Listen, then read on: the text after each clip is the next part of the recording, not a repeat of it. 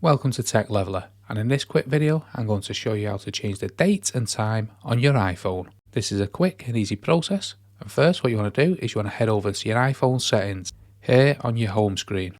Now on the main iPhone settings you want to scroll down slightly until you get to General, and then we can tap into that. Now in the General section you'll see near the bottom here date and time, so you want to tap into that.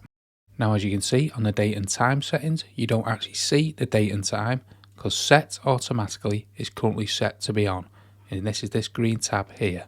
And what having it set like this does is uses your Wi-Fi or your mobile data to set the date and time through the internet. So if you want to set the date and time yourself, what you want to do is you want to tab off this set automatically tab here.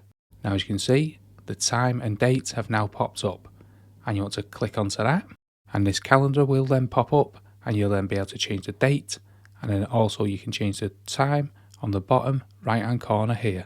Then what you want to do once you've set your own date and time, you can press back on the General here and the date and time on your iPhone will change.